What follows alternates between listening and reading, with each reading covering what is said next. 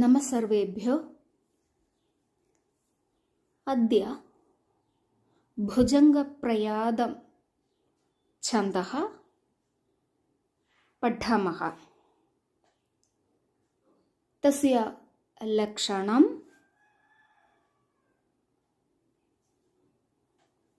भुजङ्गप्रयादं चतुर्भिर्यकारैः। भुजङ्गप्रयादं चतुर्भिर्यकारैः. ഭുജംഗപ്രയാദം എന്ന് പറയുന്ന ആ വൃത്തം 4 യകാരങ്ങളോട് കൂടിയതാണ് എന്ന് പറഞ്ഞാൽ നമുക്കറിയാം യഗണം. ആ യഗണത്തെ സൂചിപ്പിക്കുകയാണ് ഇവിടെ യകാരത്തോടു കൂടി. അപ്പോൾ യഗണം എന്ന് പറയുന്നത് ആദി ലഘുവാണ് അല്ലേ? അങ്ങനെ ആദി ലഘുവായിട്ടുള്ള 4 ഗണങ്ങൾ, 4 യഗണങ്ങൾ ഒരു ലൈനിൽ അല്ലെങ്കിൽ ഒരു പംക്തിയിൽ ഉണ്ടായിരിക്കും. അങ്ങനെയെങ്കിൽ അത് ഭുജംഗപ്രയാദം ഛന്ദഃ ആയിരിക്കും. ഈ ലക്ഷണത്തിൽ തന്നെ ഞാൻ ഗുരു ലഘുക്കളെ അടയാളപ്പെടുത്തിയിട്ടുണ്ട്.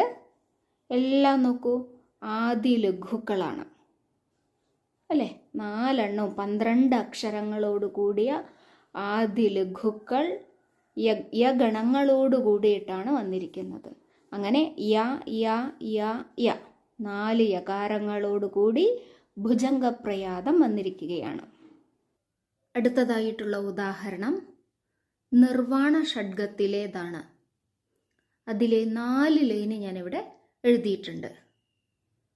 ന മേ ദ്വേഷരാഗൗ ന മേ ലോഭമോഹൗ ന മേ ദ്വേഷരാഗൗ ന മേ ലോഭമോഹൗ മദോ നൈവ മേ നൈവ മാത്സര്യഭാവ ന ധർമ്മോ ന ചാർത്ഥോ ന കാമോ ന മോക്ഷഃ ചിദാനന്ദരൂപ ശിവോഹം ശിവോഹം.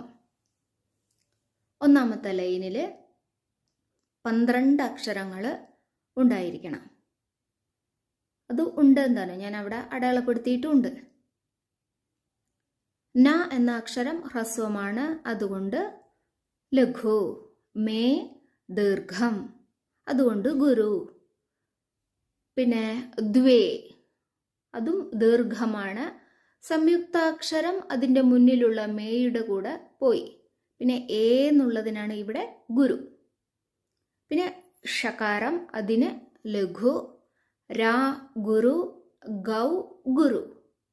ന ലഘു, വീണ്ടും മേ ഗുരു, ലോ ഗുരു. ഭ ലഘു, മോ ഗുരു, ഹൗ ഗുരു. കാരണം മോ ഹൗ എന്നെല്ലാം ദീർഘാക്ഷരങ്ങളാണ്, അതുകൊണ്ട് ഗുരു. ഇതേപോലെ ബാക്കിയുള്ള ലൈനിലെല്ലാം തന്നെ 4 യഗണങ്ങളും വരുന്നുണ്ടോ എന്ന് ചെയ്ത് നോക്കുക. ഓക്കെ, ധന്യവാദ.